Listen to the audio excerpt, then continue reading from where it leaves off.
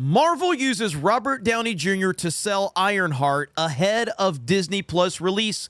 Explains why Riri is more remarkable than Tony Stark. Holy shit. This is how important diversity is. It's so important that you can't even sell on the diverse character. You have to use the white male character in order to market your diversity garbage. And everyone knows that Ironheart is going to be a disaster. Like, no one cares about this series at all. And the fact that they're pulling this card right here just shows you how desperate they are. Marvel is invoking the name of Robert Downey Jr. in an attempt to justify its upcoming Ironheart series. Marvel's Ironheart is gearing up to close out Phase 5 of the MCU on Disney+, and the studio appears to be going into full damage control mode ahead of the premiere. Despite fans still scratching their heads over her inclusion into Black Panther: Wakanda Forever, Marvel is now rolling out a legacy name drops, strategic comparisons, and emotional appeals in the thinly veiled attempt to build hype and legitimately for a show that few asked for. A spiritual successor with no actual link. In a new feature with Empire, Dominique Thorne, who plays Riri Williams / Ironheart, recounted her brief encounter with Robert Downey Jr., describing the interaction as exciting. An exciting exchange where the actor gave her a few words of encouragement and literally 2 thumbs up. The story is now being framed by Marvel as some kind of symbolic torch-passing moment, with articles declaring Riri and Tony Stark to be spiritually linked in the MCU. There's just one problem. There is no link, ladies and gentlemen.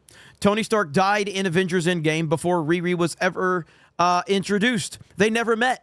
They have never shared screen time, no storyline overlap, no established relationship with the films. Calling them spiritually connected is pure marketing spin, a way for Marvel to claim legacy without earning it. It's also a way to reassure fans that Iron Man approves of his replacement, even though that replacement is arriving with little of the narrative weight that made Stark iconic. Yes, you're not earning any of it, which is the definition of DEI. Didn't earn it. This lines up perfectly. Dumpster diving over a billionaire's brilliance. Then there's the quote that's raising some eyebrows. Thorne compared her character's background with Tony Stark's. She's dumpster diving, whereas Tony Stark was a bajillionaire. What she's able to accomplish is remarkable. Oh my God. At first glance, it's meant to emphasize Riri's resourcefulness, but dig a little deeper and it reads like an unnecessary and frankly dismissive contrast. Stark's origin didn't begin in a Manhattan skyscraper. He built his first suit while kidnapped in a cave and with shrapnel near his heart, using scrap metal and pure genius to survive. His wealth wasn't a shortcut. It was part of a larger arc about responsibility, sacrifice, and redemption. By framing Tony as a spoiled billionaire in contrast to the gritty and remarkable Riri, Marvel seems to be engaging in the same messaging we've seen before, propping up new heroes by downplaying the old ones instead of letting Ironheart stand on her own. The narrative is that she's more authentic because she comes from less. It's a tired playbook and one that's turning off longtime fans. The real problem, Ironheart was never organic. Riri Williams' original appearance in Wakanda Forever was widely viewed as forced by many critics and fans, noting that her inclusion felt like a Disney Plus backdoor pilot more than a natural fit for the story. Now her standalone series is being marketed and borrowed nostalgia, legacy hand-me-downs, and vague platitudes. But again, that's what DEI is. That's what this character is. They don't believe that a person of color, their terms, not mine, they don't believe a person of color can actually be sustainable on their own merits. They have to use the toxic white male's merits in order to put the person of color over. That's the whole point behind this, because they don't believe in minorities.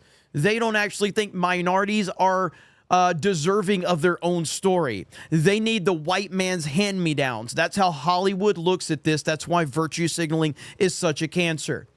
And I mean, this whole thing is just not going to go over well at all. I think this is going to just be one of the most irrelevant Disney Plus series to date. And that says a lot because there's been a lot of these right now. But you have Iron Man. Now, there's this mentality in some people's eyes that Iron Man is this huge superhero. And that's just not the case. Iron Man was, in my opinion, was always a B character until Robert Downey Jr. took over the role in the MCU and made Iron Man into a S tier or an A tier character in the MCU. But it's Robert Downey Jr. that elevated it to that place. And it's not to say that there isn't someone else that could carry that torch forward, but it is to say that it can't be a black chick. So we're just going to have to see how this all plays out, but it's going to be laughable. They're probably going to sweep it under the rug after it completely flops and goes away, and no one's really going to talk about this series at all. But they're going to do their best to try to use Robert Downey Jr.'s name, and they're going to try to pretend that she has a relationship with Iron Man in order to justify her existence, which there is no justification for. You guys let me know your thoughts in the comments below. Thank you very much for checking out this video, and we will talk to you later.